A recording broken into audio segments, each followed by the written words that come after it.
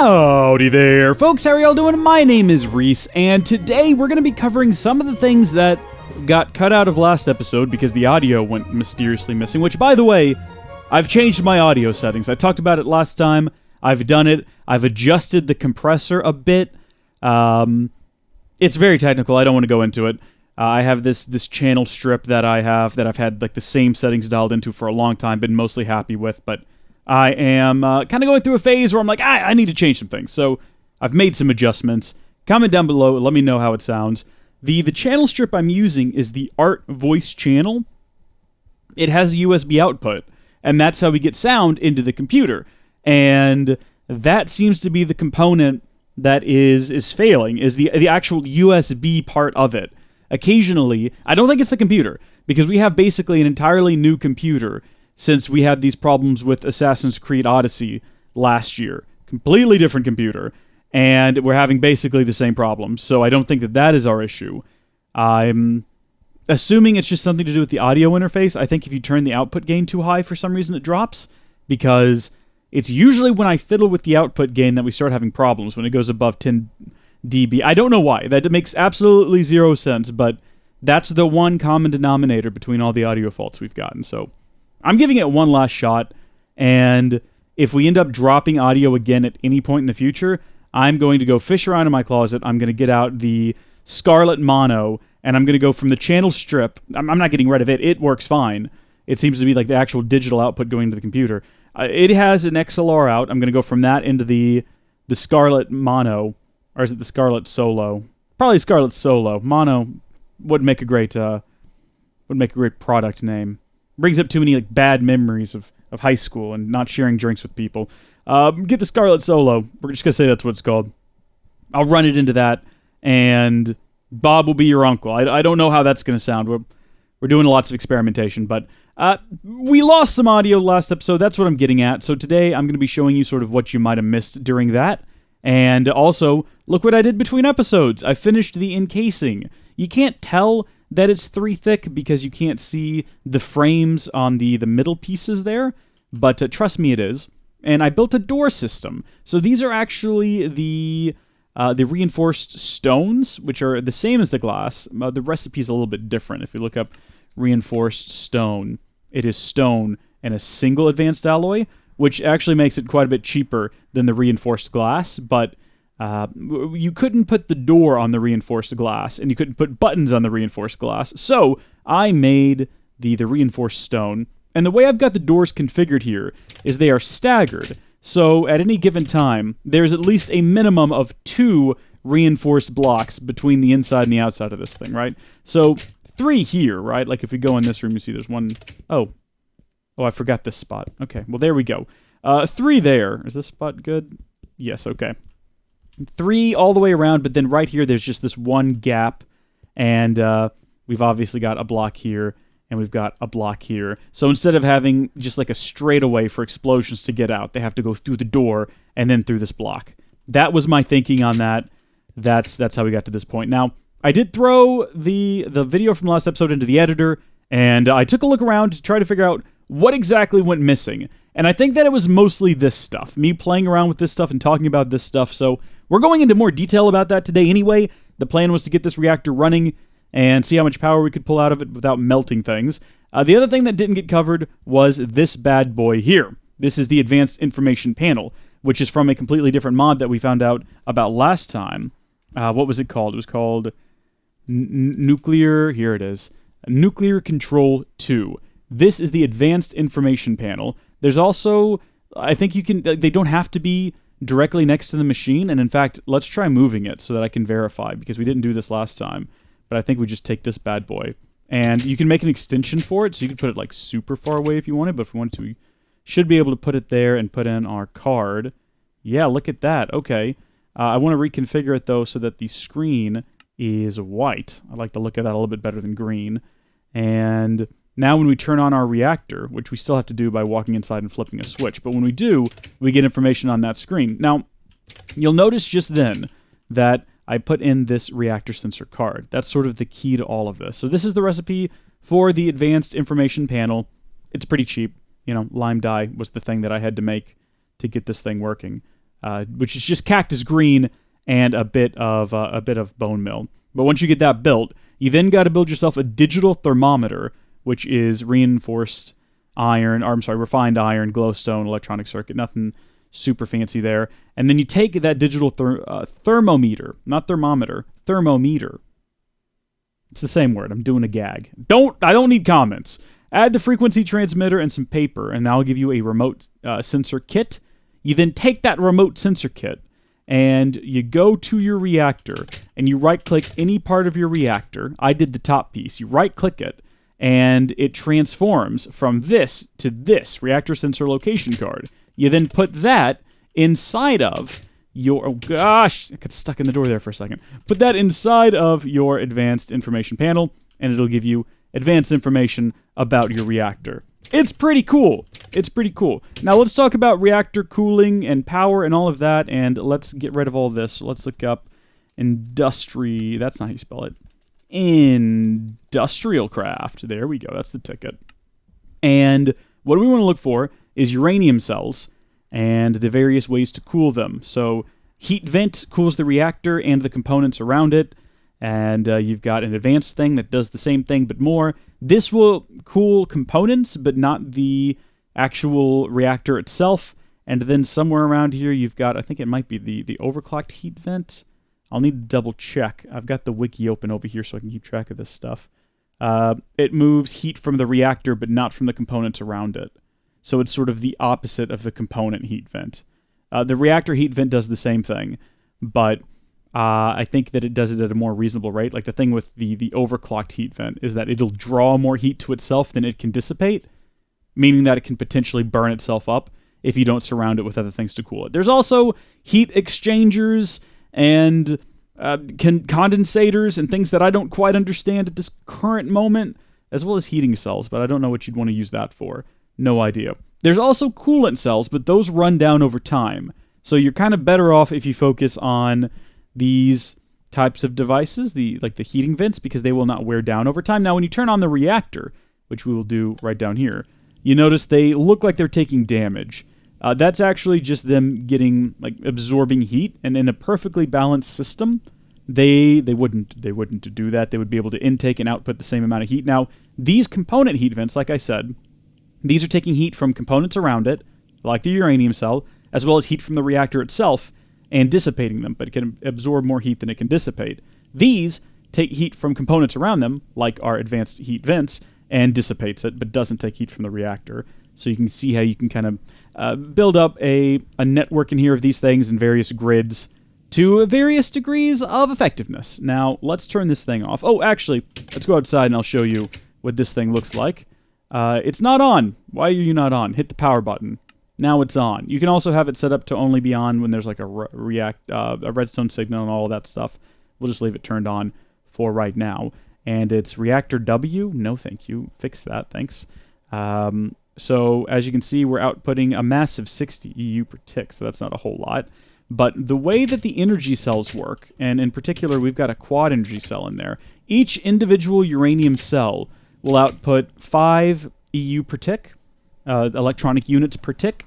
And if you have 2 of them next to each other, they'll bounce off one another and create 10 EU per tick. And then if you have 4 of them all together, they'll bounce off one another again to get to 60. Now, I'm not sure how that works, because you would think 4, if each one's producing 5, and then that's 10, and then that's 20, but then that's 60. I don't know. They produce a lot of heat, though, these quad uranium cells. So we're getting rid of those. We're going to build a bunch of regular uranium cells, just the super basic ones, so empty cell and some uranium. We're going to try to make a system that produces high voltage power without breaking the bank. Now, we talked about last time what kind of cables you need to operate this thing with. We talked about last time what types of transformers you might need. And I think that it ultimately comes down to however much your reactor is producing, that's what you need to worry about. And that's about it. Now, we're kind of done with the glass. I think we've made enough glass. We might need to make some extra. Well, we've got more than a stack sitting around, so no, we don't need to make extra. And in fact, we should probably get rid of some of this stuff because it's just taking up a lot of space, and it's going to make building this episode a bit of a challenge. There's some things in our inventory that do not have an EMC value that we don't need to be carrying around. We don't need to be carrying around energy crystal, glass fiber cables, Pressure plates have an EMC value. Glass panes do not. Get rid of those for right now. And we're going to grab some of our empty cells. These are just made with tin, so nothing fancy there. And then we're going to combine that with some uranium. Get a bunch of that. And I think you can just do that right in here. I think it's shapeless crafting. It is. So uranium cells don't stack, though. So you want to be careful with that. But if we have like the 4 of those, like I said, next to each other, they'll produce more power. But they also, I think, produce more heat. I think is how that works. Let's try a double cell. Let's see what happens if we make a double cell. Or maybe even better yet, 2 of them. And then, obviously, the 2 of these will bounce off one another, and it'll be the same as a quad uranium cell. But you can add more vents and more cooling around them when they're broken up like this. I don't know. There's going to be a lot of trial and error, because I think all of the calculators that used to exist for these online went offline a very long time ago, because this is sort of old school at this point. But if we put one of those in there, it's going to produce less power. But it should also produce less heat. So much so that, look, this thing...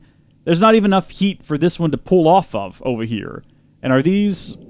These aren't even heating up. Look at that. Look at that. That one just went back to its normal state. Because we're doing such a fine job pulling heat away with our component heat vents and all of that. So that's great. If we want to get a better look at things, we can go out here. Now, I haven't entirely figured out how this bad boy works. Because you see here it shows heat max, melting, output, the remaining time on that cell.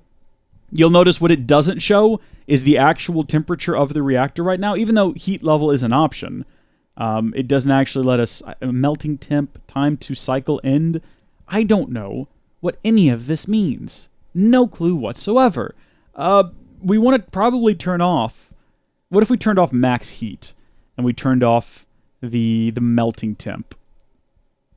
It just shows output and time remaining, but I need to know the heat level, and it's not going to tell me. And I think that might be because we have to add another sensor for heat, maybe. If we look up the nuclear mod again, nuclear, and we look around through here, what else have we got? Energy sensor, counter sensor, liquid sensor, generator sensor. Yeah, maybe there is just no way to... a thermometer, like a regular basic thermometer, but what would you want to use that for? Oh, by the way, something else you might want to know is this mod can be used with big reactors, which is why you have the remote RF indicator kit. I think it says BR right there. I think that's for big reactors. So it can work with those too, which is kind of cool. But specifically, I want to figure out how the heck you get this thing working with heat. And if you know, comment down below and let me know. But we're only producing 20 EU per tick, which is not great. Remember, we want to use these things to charge up the teleporters, which is slow going. But we're also doing a fantastic job managing the heat with these, so that's great. Maybe we should go ahead and... No, we don't want to start pumping power out of here because we don't want to actually accidentally blow something up if we're producing too much power. You know what I mean? So we are going to turn this back off. We're going to add... Oof. See, now I've got to work out how to put things in here in like a grid that makes sense. I found online, I did some boopity-booping online, and I found some guy who has like his ideal setup, and I might just try to copy that. It's going to require a bunch of dual uranium cells as well as a bunch of single uranium cells and all of the other various components, but I'm going to go get started on that, and then I'll show you what that looks like, and we'll see where that gets us. While I'm thinking about it, I'm going to get an ender chest and an ender pouch, and we are going to use these. Oh, right, it's hooked up to the Klein Star Omegas. Okay, well, we're going to... Hold on, don't we have some dyed ones? I think we do, like in here somewhere. Or maybe in here somewhere. Yeah, we've got red ones, and then we just have to dye this one. I forget how you dye the pouch. Do you just... What are you, like rose red? Probably. And then some bone meal? Probably. And then you do the grid, and you do that? How are you supposed to do this? Uses? Doesn't seem to have uses. Maybe you just like shift click it on here. Yeah, that's how you do it. I remember now. We'll leave this one here too, but we're going to fill this one up with the cells and everything, and then we're going to have this pouch with us that we can use to pull them out because we've got like limited inventory space, and I'm going to run out if I try to make a bunch of cells and keep them in my inventory. That's the idea here. So I'm going to start counting and figure this out. So we're going to need 19 dual uranium cells. Get that quad one out of here. Get that quad one out of my sight. It produces way too much heat. I guess we were using heat exchangers and precipitators and all of that nonsense.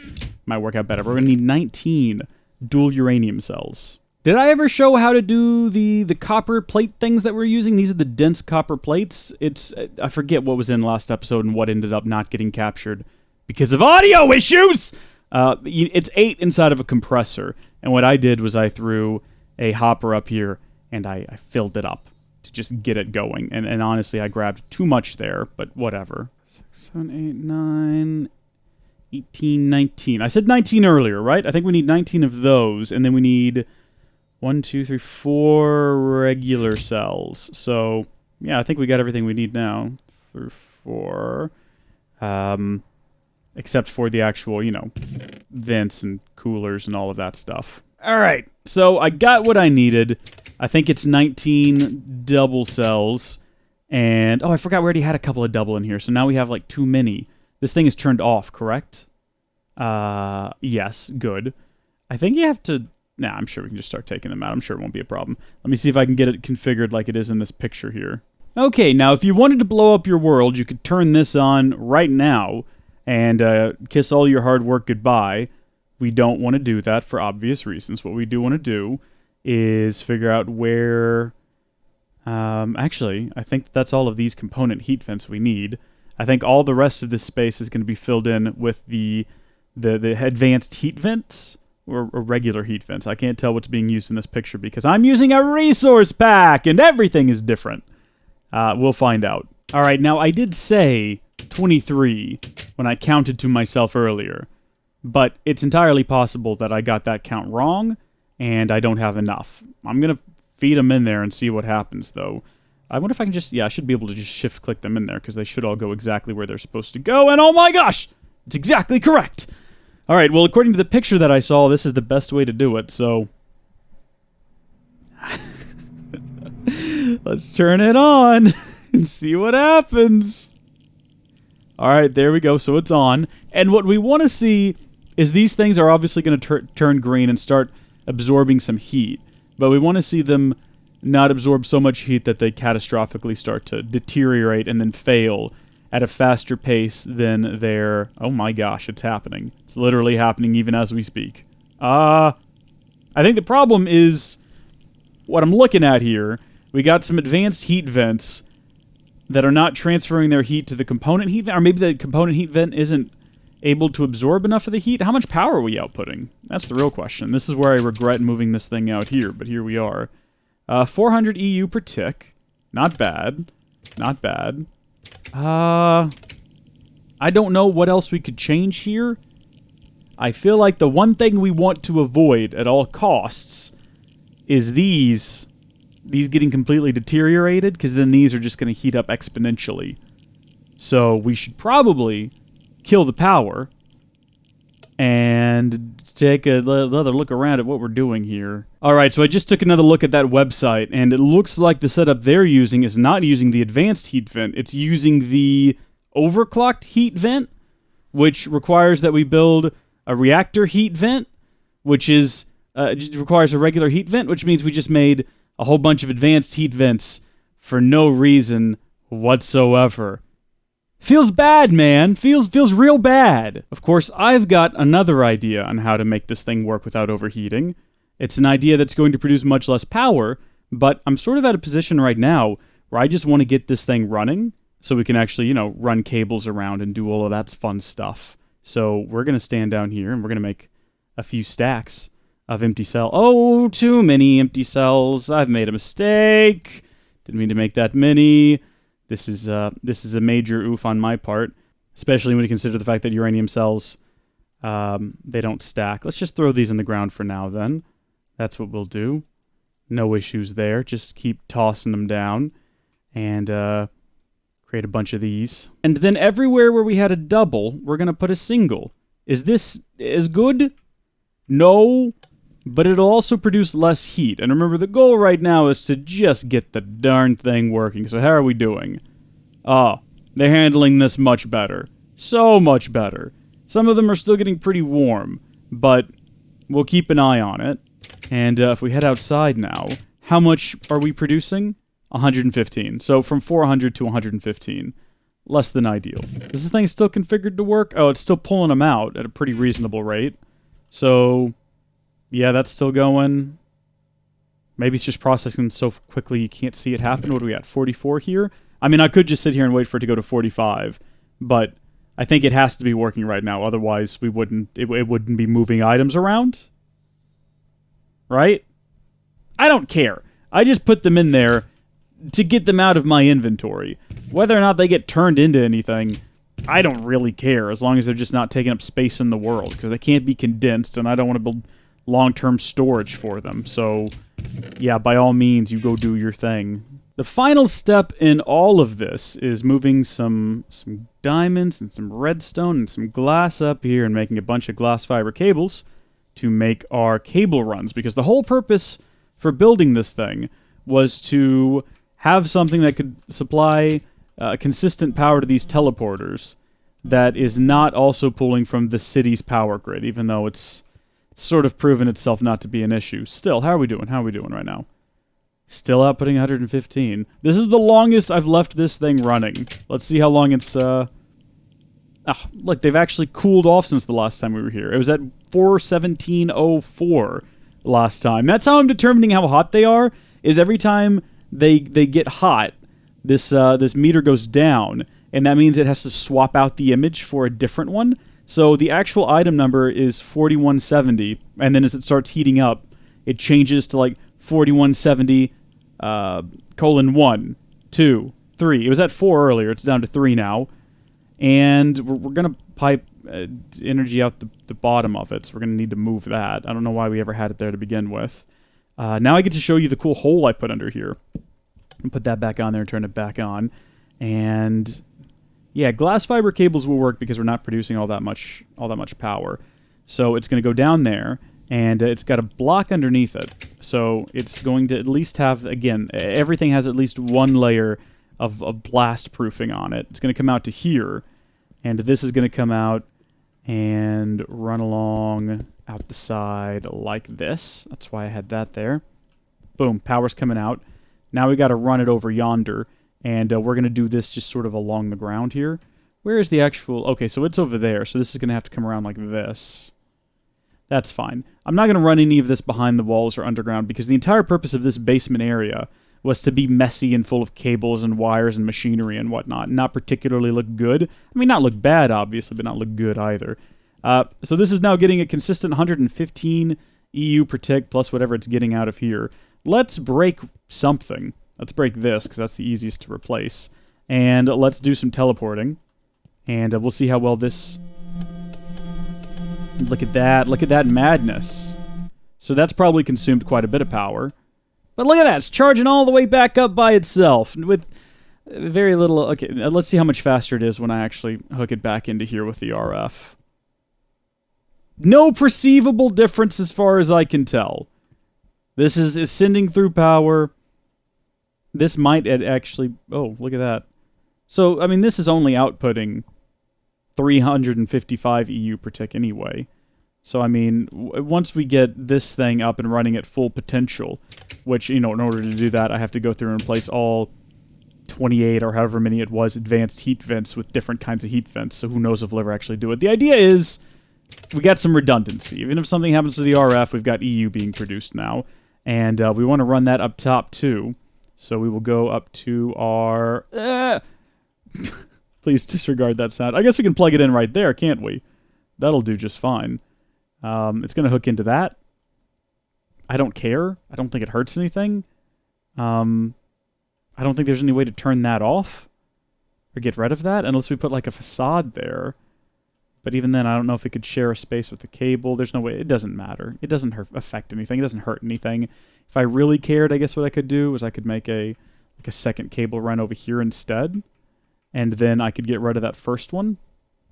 And then it wouldn't make contact with that. Even though, again, it'd be stupid to do that because it's not hurting anything. There's no benefit to it. But can't believe it. I've actually done it. I went and I did it anyway. So these should be getting power now from the generator as well. Cool. Like I say, there's still a lot of work we can do to the generator. We can still improve the generator, make it even better than it was before, stronger, faster, smarter, and we might do that in the future. But for right now, I'm just keeping an eye on these heat vents. It's all maintained. it's all sitting pretty and maintaining well, which is what I want to see. So I'll try to brainstorm what changes should be made. I did get the ones out of the bottom, didn't I? Oh, sorry. Did not mean to do that. Yeah, because there were some doubles down here. We still got those double cells. They're still tucked away inside of here. So we can still utilize them at a point in the future when we have the system running a little bit better. But that's nuclear power. We did it. We could set up a howler alarm. I built one someplace else. I could never figure out how to get it to work. But, you know, it makes this horrible howling sound. Or you can use it to, you know, like, prank people who enter your dirt shed. Because that's the thing people do from, you know, time to time on occasion. For right now, pretty content with this setup. Pretty happy with it. So, hey, thank you folks for watching. I noticed that the sound didn't cut out this time, but the sound might also sound bad. Because we're trying different settings. Oh, great, it's raining. It's always raining. Hey, you know what? Until next time, thank you folks for watching. God bless you, and I'll see you later. Bye!